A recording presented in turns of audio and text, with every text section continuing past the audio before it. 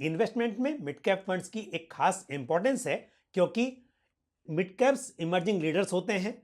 आज के mid cap कल के लार्ज कैप बन सकते हैं। और यदि हम जनवरी 2012 से अब तक यानी कि पिछले 10 सालों का रिकॉर्ड देखें तो निफ्टी मिड कैप 150 टीआरआई यानी कि टोटल रिटर्न इंडेक्स ने निफ्टी 100 टीआरआई और निफ्टी स्मॉल कैप 250 टीआरआई को आउट परफॉर्म किया है। मैं समय समय पर कुछ म्यूचुअल फंड स्कीम्स को रिव्यू करता रहता हूं और इसी कड़ी में आज मैं बात करूंगा Motilal Oswal mid cap 30 fund की। स्वागत है आपका मेरे शो पर। मैं हूं Pankaj Matpal, certified financial planner. तो सबसे पहले ये समझते हैं कि मिड कैप शेयर्स कौन से होते हैं। बेसिकली मार्केट कैपिटलाइजेशन के आधार पर टॉप 101 से 250 नंबर पर जो कंपनीज आती हैं वो कहलाती हैं मिड कैप कंपनीज। और मार्केट कैपिटलाइजेशन क्या होता है?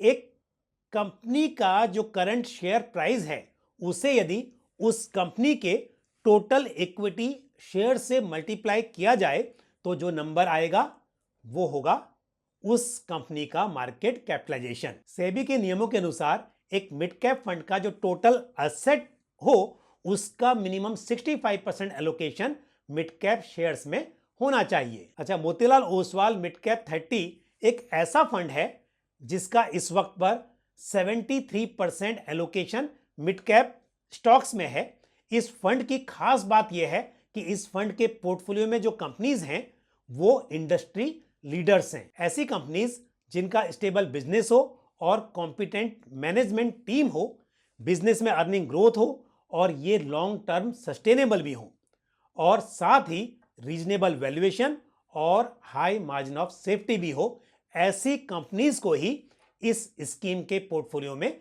जगह मिलती है। अब यदि इस स्कीम के करंट पोर्टफोलियो पर नजर डालें तो हम देखते हैं कि स्कीम का 86% पोर्टफोलियो ऐसा है जिसे इकोनॉमी की रिकवरी से फायदा होगा।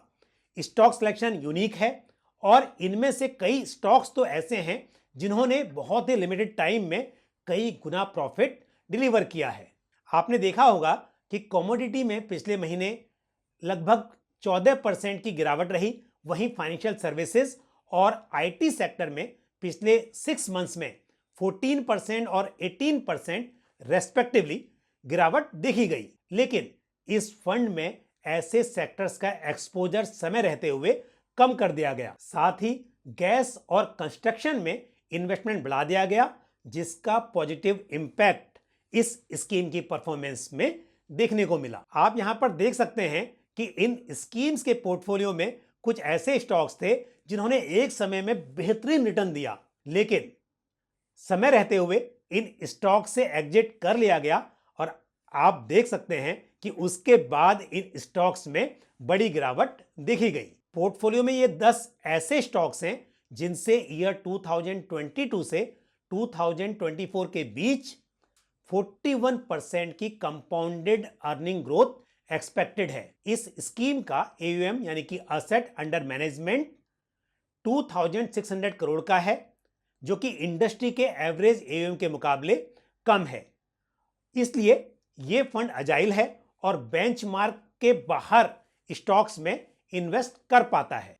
इस स्कीम के पोर्टफोलियो में इस वक्त पर केवल 27 स्टॉक्स हैं और अराउंड 62% एलोकेशन 10 कंपनीज में है, लेकिन fund across the sector well diversified है। यह स्कीम फरवरी 24, 2014 को लॉन्च हुई थी और तब से अब तक यदि स्कीम की पास्ट परफॉर्मेंस की बात करें तो इस स्कीम ने लगभग 20% का CAGR डिलीवर किया है। और यदि हम इस स्कीम की पास्ट 1 ईयर की परफॉर्मेंस देखें तो एज ऑन टुडे यानी कि 22 जुलाई 2022 को जब मैं वीडियो रिकॉर्ड कर रहा हूं तो लास्ट 1 ईयर में इस स्कीम ने 25.15% का रिटर्न डिलीवर किया है। वहीं यदि हम इस पीरियड के दौरान निफ्टी मिड कैप 150 TRI की परफॉर्मेंस देखें तो ये रही है 6.77% और वहीं इस कैटेगरी की एवरेज परफॉर्मेंस 5.85% रही है लास्ट 1 ईयर में। यानी कि पिछले 1 साल में इस स्कीम ने बेंचमार्क के मुकाबले 18.38% अधिक रिटर्न डिलीवर किया है और वहीं इस कैटेगरी का जो एवरेज रिटर्न रहा है उसके मुकाबले इस स्कीम ने 19.30% ज्यादा रिटर्न दिया है। और ये जो रिटर्न्स की बात हो रही है ये मैं बात कर रहा हूं रेगुलर प्लान की, और डायरेक्ट प्लान के रिटर्न्स इससे भी थोड़े बेहतर रहे हैं। निवेशकों को यहां पर इस बात पर भी ध्यान देना चाहिए कि इस स्कीम का पोर्टफोलियो कॉन्सेंट्रेटेड है और कुछ सिलेक्टेड स्टॉक्स का वेट पोर्टफोलियो में एवरेज से अधिक है। यदि उन स्टॉक्स की परफॉर्मेंस अच्छी रहती है तो इसका फायदा इस स्कीम की परफॉर्मेंस पर पड़ेगा, लेकिन यदि किन्हीं कारणों से उन स्टॉक्स में गिरावट देखी जाती है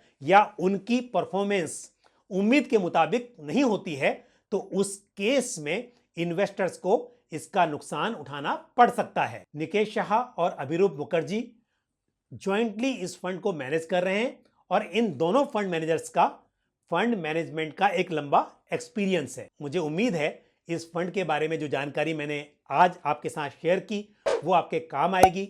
इस वीडियो को लाइक करना और शेयर करना ना भूलें, और साथ ही इस फंड से संबंधित या फिर म्यूचुअल फंड या पर्सनल फाइनेंस से जुड़ा हुआ आपका कोई सवाल हो तो आप कमेंट बॉक्स में पोस्ट कर सकते हैं।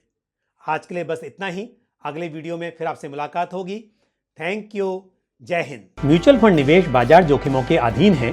योजना से संबंधित सभी दस्तावेजों को ध्यान से पढ़ें।